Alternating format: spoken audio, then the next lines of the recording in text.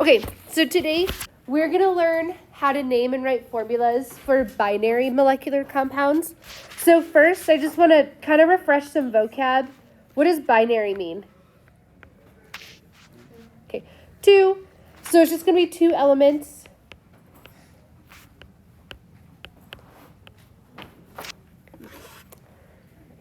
And then molecular compounds, they are also called covalent compounds. So you can call them molecular or covalent. You'll hear me use either of those words interchangeably. And so first we should probably just refresh, how do we know if a compound is going to be covalent? And the key here is it's going to be made up of 2 nonmetals.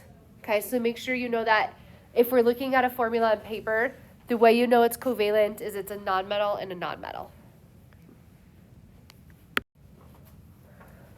Okay, so that brings us to my next question. If you're looking at the periodic table, how do you know if it's a metal or a nonmetal? Okay, staircase, and is it to the left or the right? Okay, right. So the nonmetals are in that top right-hand corner. There is one exception. What is the one exception? Good. Hydrogen is top left, but it is a nonmetal. Okay. And so when we look at molecular compounds, no ions. So there's no ionic charges. Okay. There's no crisscross rule. There's no trying to figure out the charge of anything. Okay. These ones are pretty simple and straightforward. The only caveat is when 2 nonmetals combine, they can do so in more than one way. So to show you what I mean by that, we're just going to use carbon and oxygen as an example. So here we have CO. So 1 carbon, 1 oxygen. We call this one carbon monoxide. And then here we have CO2, so 1 carbon and 2 oxygens. We call that one carbon dioxide. Is there a really big difference between carbon monoxide and carbon dioxide? Okay, one we have to live and the other one will kill you, right? So we can't just call it carbon oxide. Okay, we have to be able to distinguish those different compounds. So then the way that we distinguish the different compounds is we just use prefixes to tell us how many atoms are present. So then down here below, here's a chart of the prefixes. So like 1 is mono, 2 is di, 3 is tri, and so on. Okay. And then here's the good news for you. So look at the back of your periodic table.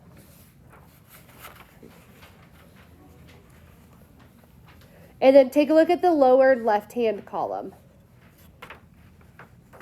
Do you see the prefixes on your naming chart? Okay, so you do not have to memorize all of those prefixes. You just have to know where to look. So they're always going to be here, kind of the bottom left-hand column. And then the second rule for naming is the second element is always going to end in "ide." And this one should be familiar from the ionic compounds. So like chlorine would end as chloride. Okay, oxygen would be oxide. Okay, so that rule doesn't change. Okay, just a couple extra rules. So when we name our molecular compounds, no double vowels of the same letter. Okay. So for example, if we need to put mono and oxide together, we would write monoxide rather than monooxide. Okay. Do you see what I mean by the double vowels? Okay, so instead of having like 2 O's back to back, drop one of them, and it would just become monoxide.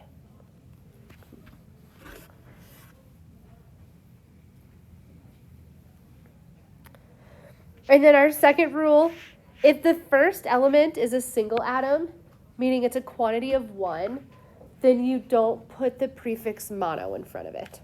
Okay. So for this slide, go ahead and just get down the rule. And then on the next slide, well, I'll give you some examples and I'll show you like what exactly do I mean by this rule.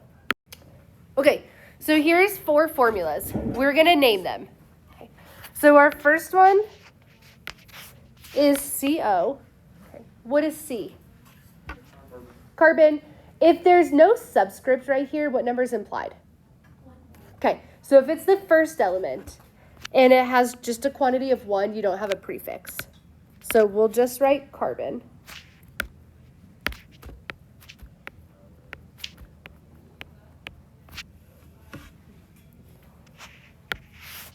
Okay, and then our second element is O. What's the name of O?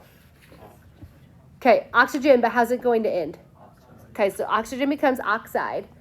And then again, if there's no subscript, what number is implied? 1. This time it does get the prefix. So what's the prefix for 1? Mono. Okay, so instead of monoxide, what are we going to call it? Monoxide.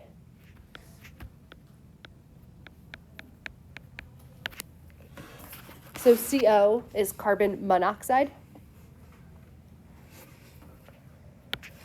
So now let's look at CO2. So first element is C. What's C? Carbon. What's the subscript here? 1. So if it's a 1, does it get a prefix? Okay, so it's just carbon. All right, and second element is? Okay, oxide. And this time, how many are there? 2. So what's the prefix for 2? Di. So this one just becomes dioxide.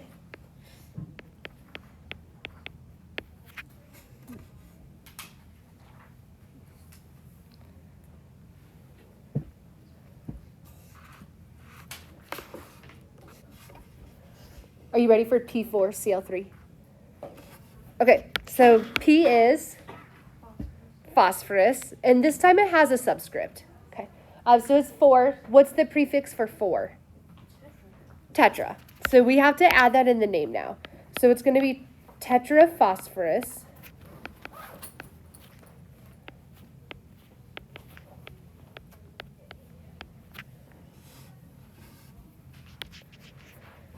And then what is Cl?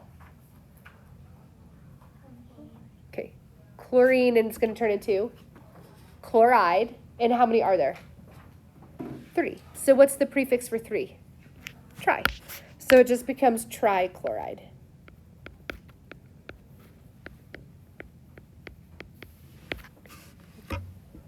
So we call it tetraphosphorus trichloride.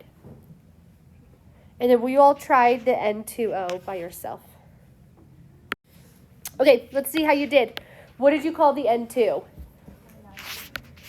Okay, so N2 is going to be dinitrogen.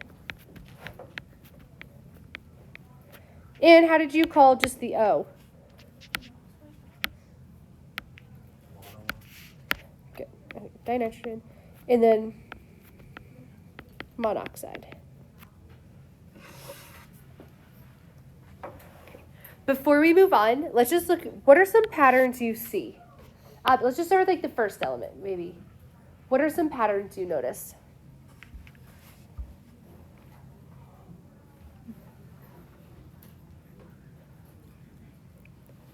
The second one always has the,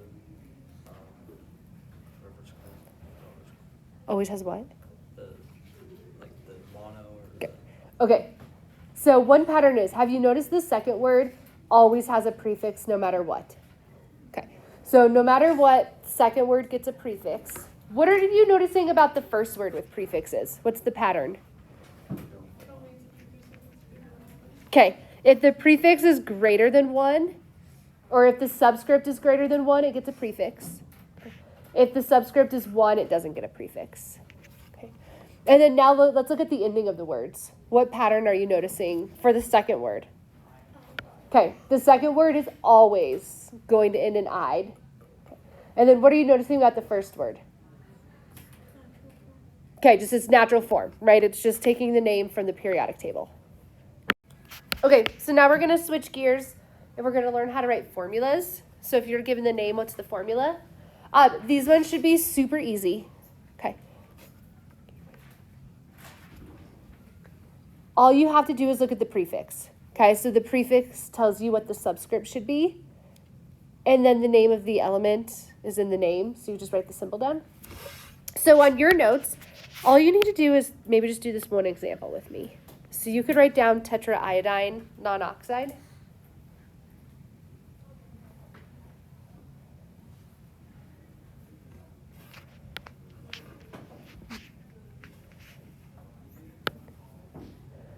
So what prefix is here? Okay, tetra, which is 4, and what element is here? Okay, what's the symbol for iodine? I, and how many are there? Okay, so it just becomes I4. And then we have the non-oxide. Non is nana. So what prefix is nana? Okay, 9. And what element is oxide? Okay. What's the symbol for oxygen?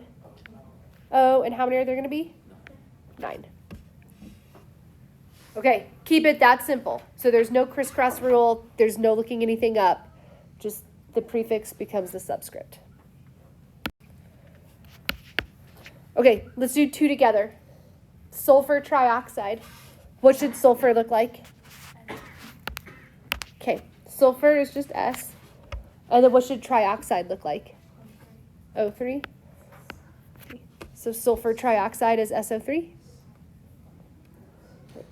And then our second one is phosphorus pentafluoride. What is phosphorus? Just P. And what should pentafluoride look like? Good. F5. So we put it together to make PF5. Good. Last part is just naming acids. There is a whole nother list of rules to name acids, which we're not going to learn. Okay. But you do need to be familiar with like the 6 most popular acids. We'll use them. You need to know their names. You need to know their formulas. Here's the good news for you. Take a look at your naming chart. Okay. Bottom right side, you are given 5 of those 6 acids. Okay. So if you look at the naming chart, I give you acetic acid, hydrochloric acid, nitric acid, phosphoric acid, and sulfuric. The only one that's missing is carbonic. Will you add this to your naming chart right now? Okay.